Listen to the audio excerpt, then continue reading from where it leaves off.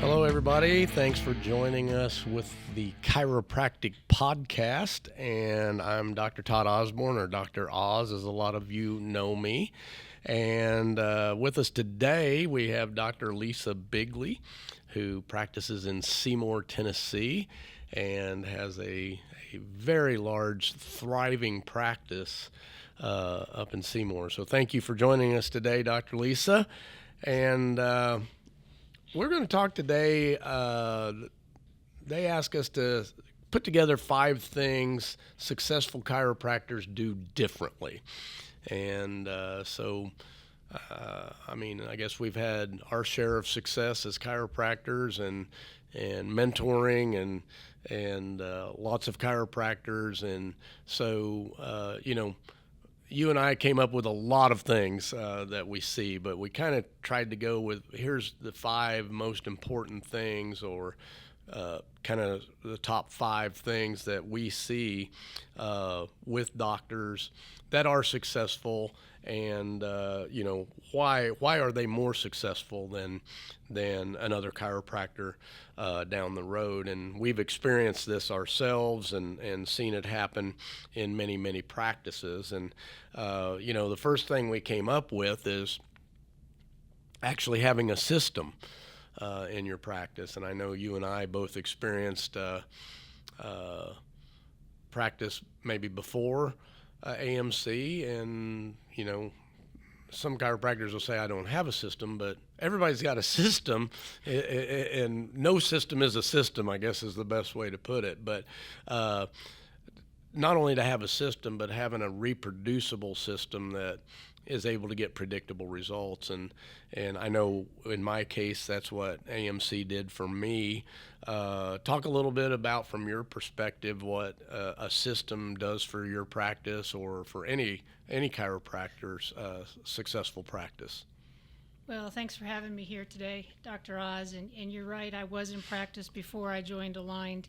And my system was the system of the clinic and of my preceptorship and who I independent contracted with. And when you get out of school, you're looking for anybody to pattern after. You just have to make sure you're patterning after the right people, because that first 2 years or so, there's a lot of stuff that gets ingrained into you quickly. Absolutely. So for me, I had a very messy system. You're correct, it was a system. I thought it was working, but it was very stressful.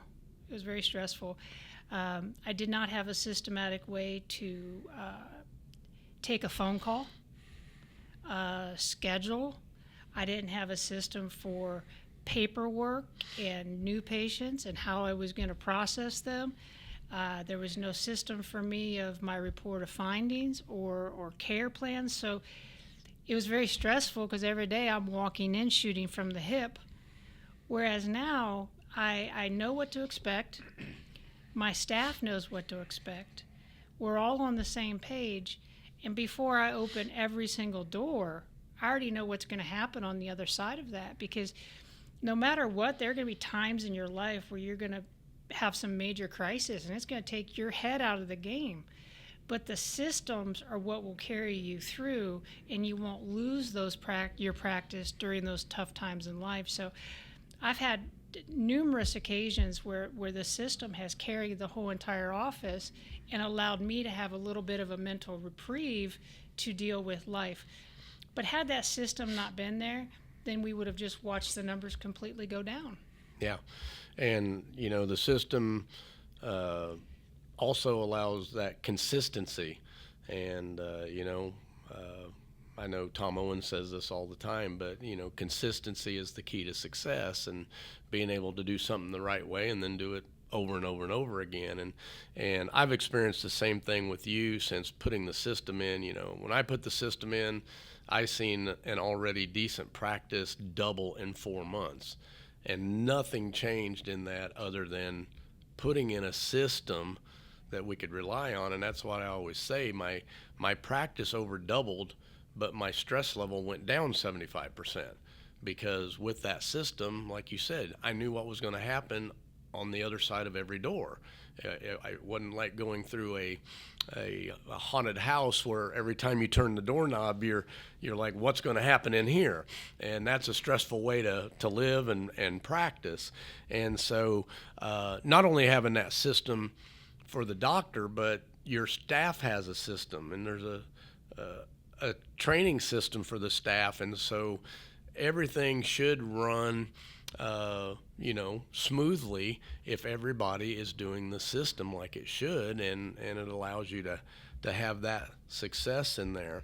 And another thing that I see with chiropractors that are highly successful is the value that they put into chiropractic, and the value that they put on what they do for people, and then the ability to have the systems in place and the business side of it to actually collect a equitable fee for the value that they're giving to people. I'd have to agree with you. A lot of the doctors I've mentored over the years did not value their services enough. They felt like they had to give away services to keep their patients, get new patients, undercharge to be competitive with their neighbor. Well, you don't want to be the cheapest one in town. Right. But you don't also want to be the most expensive. If you are the most expensive, you have to make sure everything about you, your office, your adjusting, and your treatment speaks value. Absolutely. So value comes not just in the care that we give patients, but also how our staff addresses them when they walk in. Do they feel like they are a valued person in that office?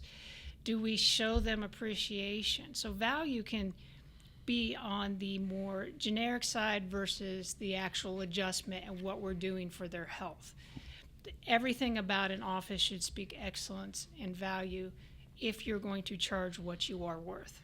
Absolutely.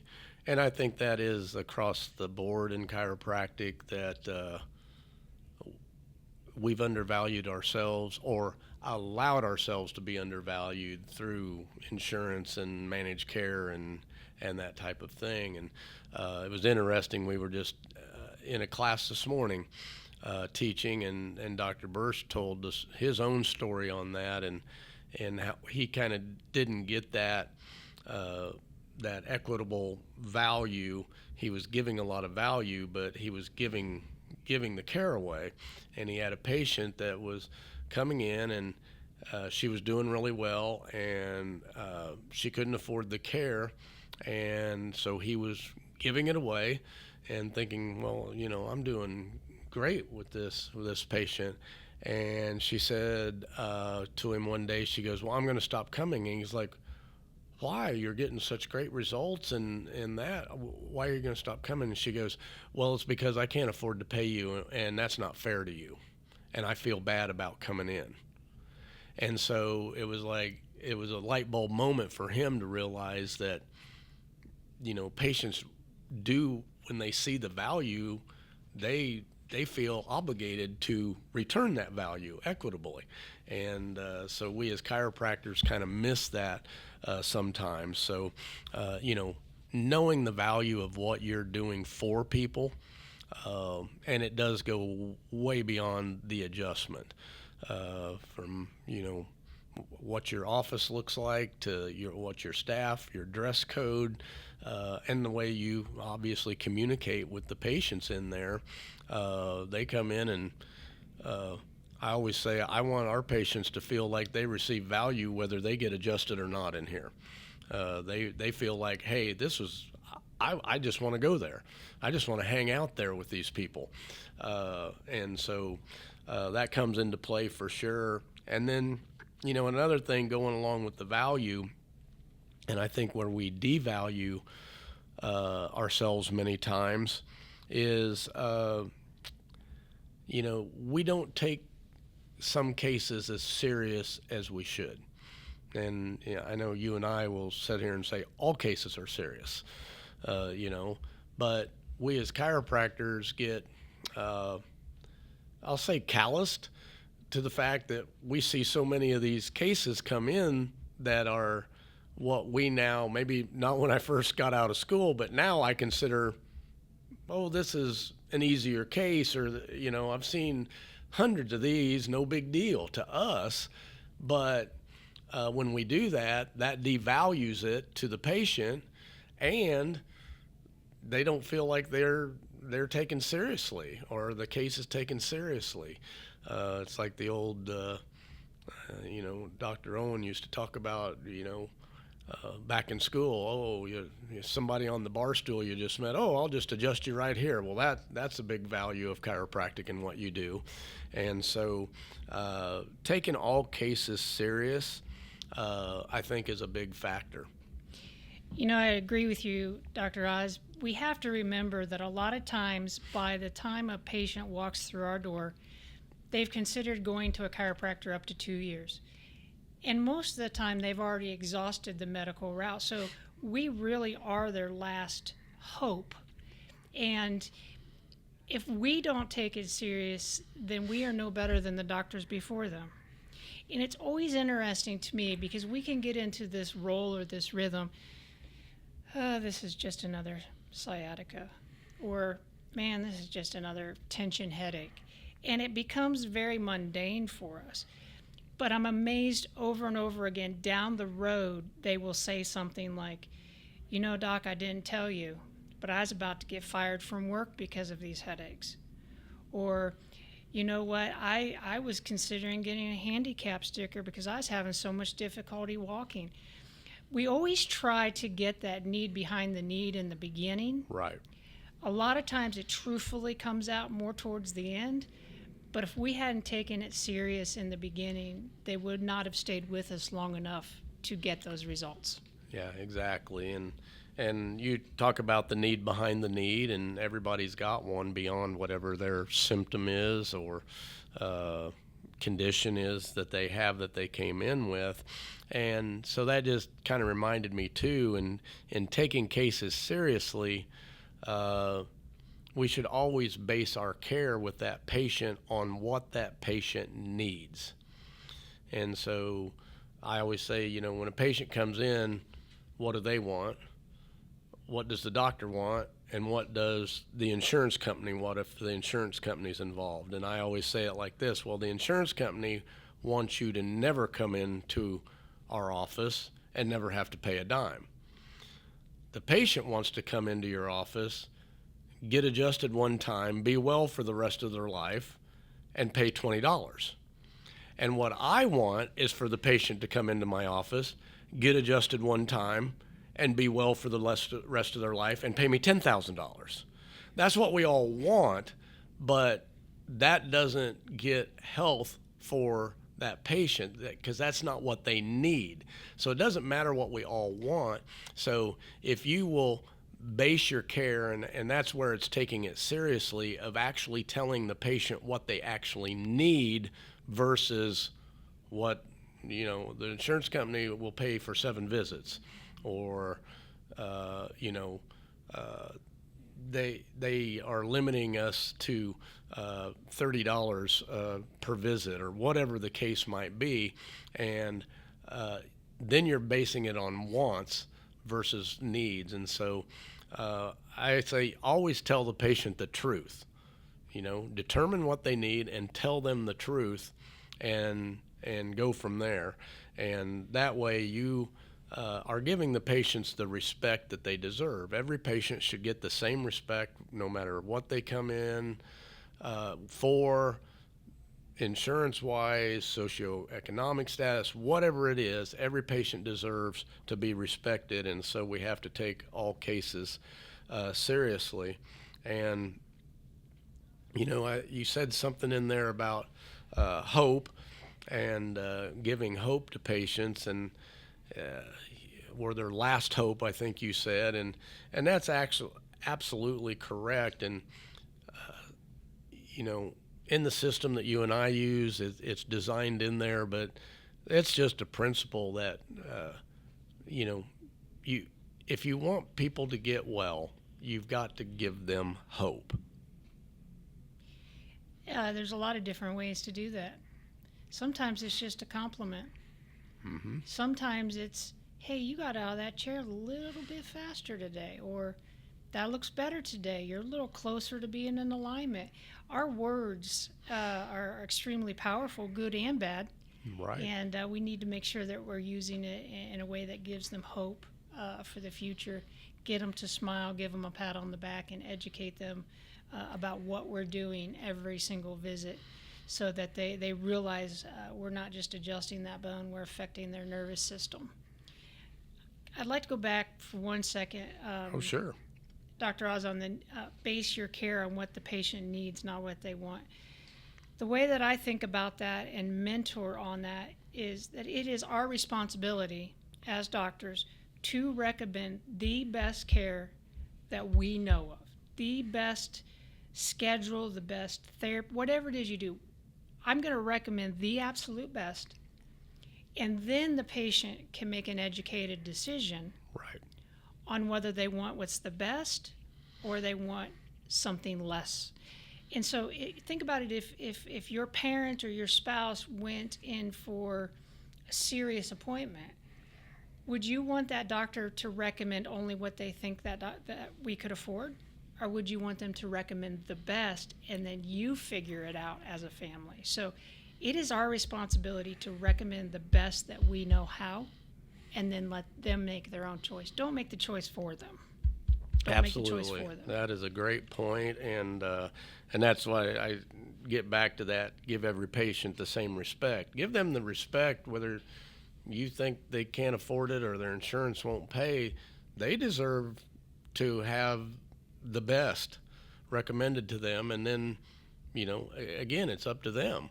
And I've learned my lessons on that over the years of prejudging people and learning that they had far more money than I did, but I prejudged and then messed up the relationship with that because of it. But giving them hope, that's something that they come into your office for hope.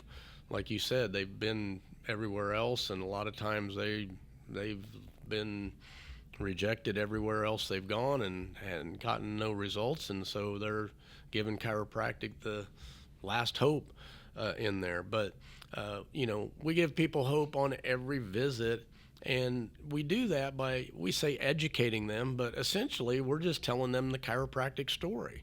And that's, educating a patient isn't just, sure, we're going to do a patient orientation class and we're going to do our reports and things like that, but it's continually on every visit with them that you keep putting that hope out there for them, and doing that by, touch and tell, or taking them to the autonomic nervous system chart, seeing, like you said, the changes in their life that's going on, and bringing that hope. So successful chiropractors do that, and that's the reason they're there, is for hope, and if you can give that to them, they obviously are going to stay around your practice and be a part of that.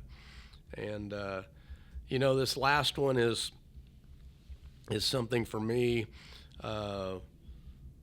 Just talking about having some type of mentor or someone that you look up to or you try to copy after, and investing in yourself and improving yourself along the way. And I was fortunate when I was in chiropractic college and up at Palmer Davenport to get in with some people that were already successful chiropractors. And so I kind of looked at them and went, oh, that's what I want to model myself after, is this. But I learned when I got out into school, I modeled and tried to do some of the things they did and that, but it only got me to a certain level of success. And once I got a system and I had mentors that were really showing me what to do and how to do it, that I really became much more successful in what we were doing. Now, it was an investment. to self-improve. But again, that's what I see successful people doing in not only the chiropractic profession, but everywhere else. They invest in themselves to become better. I think it's important also to realize we have mentors that are at a different level than maybe we want to be at. But never forget there's somebody behind you that wants to be at the level you are.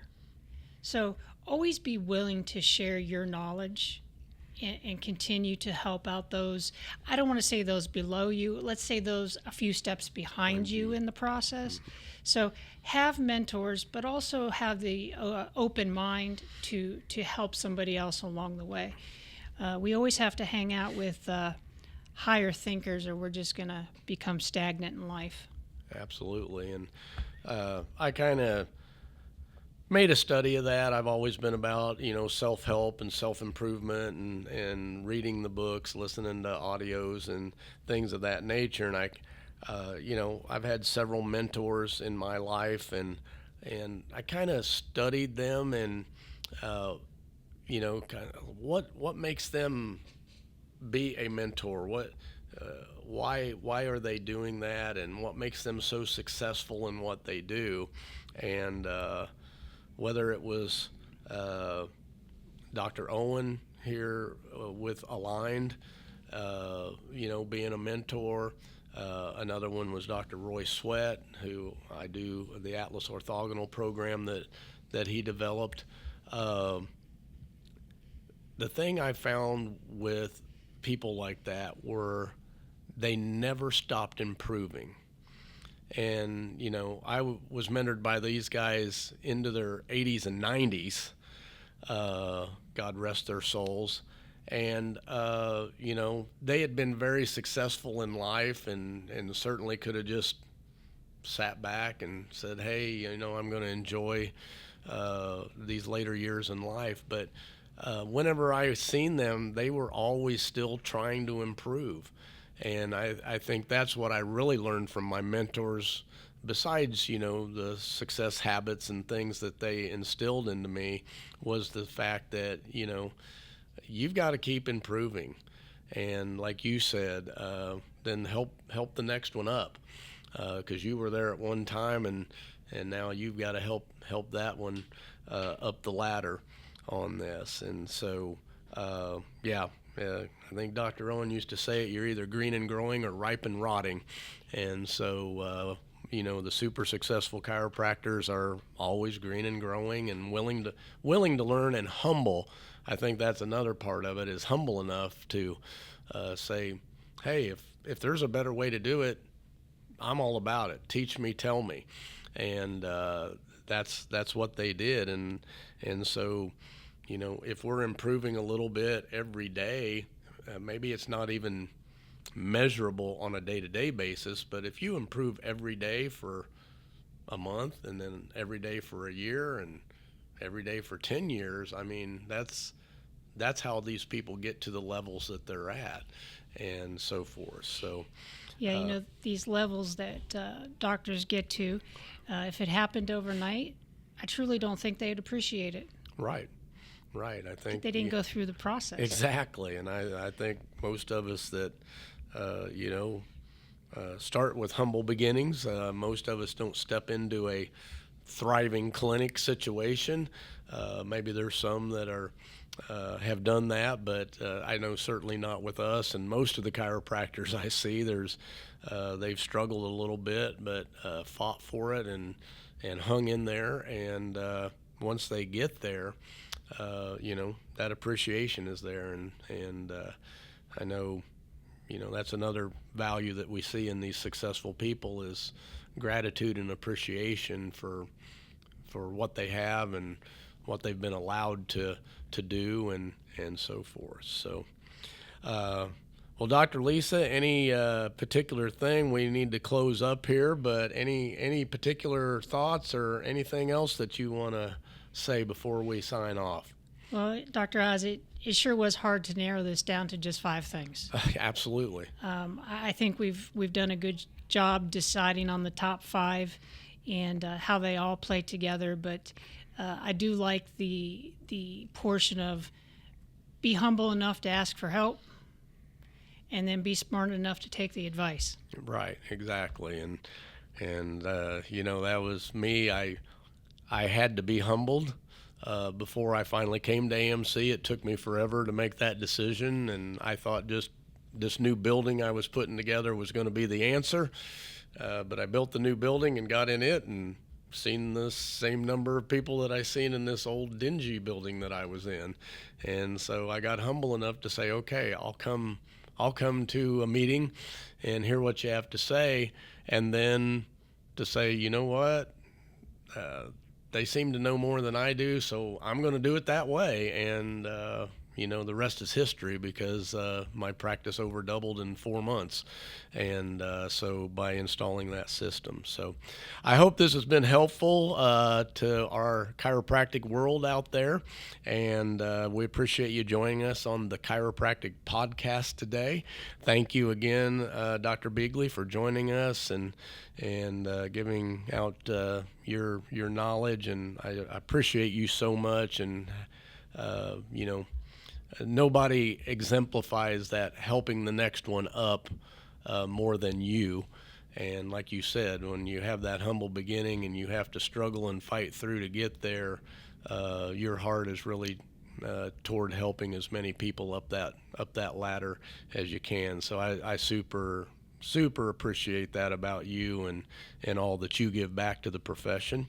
And if you're interested in getting more information on Aligned, you can certainly go to our website, subscribe to the podcast, and there's other information out on social media, or give us a call and we'll be glad to have someone talk with you about your situation and what we might be able to do to help you.